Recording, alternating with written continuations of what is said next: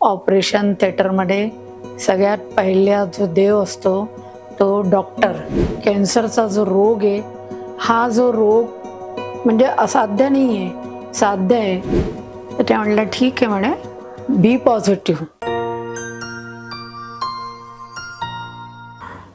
मी दामिनी बासरकर, राहणारी वानवडी. मला थोडासा त्रास झाला तर मग मी घरच्या लोकांना सांगितलं आणि आम्ही लगेच नोबल हॉस्पिटलला गेलो आणि तिथे डॉक्टर गिरिजा पाटील यांना दाखवलं. तर त्यांनी चाचण्या करायला सांगितलं. तर त्याच्यामध्ये निदान हेच झालं की कॅन्सर म्हणजे आहे. तर ते म्हणलं ठीक आहे म्हणे, बी पॉझिटिव्ह, तुम्ही पॉझिटिव्ह राहा. म्हणजे काय होईल की तुमची शरीर जे बॉडी जी आहे ते रिस्पॉन्स बरोबर देईल. मग त्यांनी किमोचे जे तज्ज्ञ होते मनीष जैन त्यांच्याकडे मला पाठवलं. तर त्यांनी पण अगदी व्यवस्थित सगळं पाहून आणि किमो करायचं ठरवलं. पण ते सुद्धा माझ्या शरीराला झेललं नाही गेलं, सहन नाही झालं. म्हणून करता मग डॉक्टर गिरिजा पाटील त्यांनी हा निर्णय घेतला की आपण आता ऑपरेशन पहिले करू. मग ऑपरेशन झालं आणि ऑपरेशन एकदम सक्सेसफुल झालं, खूप छान झालं. त्यांनी बाहेर येऊन सांगितलं माझ्या सुनेला मुलेला की ऑपरेशन चांगलं झालेलं आहे. आणि मग ते मला जेव्हा दुसऱ्या दिवशी भेटायला आल्या होत्या तेव्हा पण त्यांनी मला हेच सांगितलं की तुम्हाला मी नाही वाचवलं, तुमच्या गुरूंनी वाचवलं आहे. तर म्हटलं नाही, असं काही नाही आहे. ऑपरेशन थिएटरमध्ये सगळ्यात पहिला जो देव असतो तो डॉक्टर आणि त्याच्यानंतर मग आमचे गुरु, त्यांचा पण आशीर्वाद माझ्याबरोबर होताच.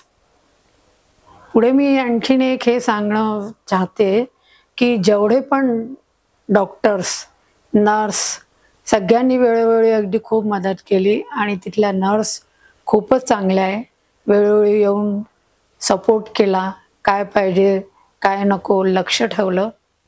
आणि शेवटी आता मला हे सांगायचं आहे माझ्या सगळ्या बहिणींना आणि महिलांना की हा जो कॅन्सरचा जो रोग आहे हा जो रोग म्हणजे असाध्य नाही आहे, साध्य आहे.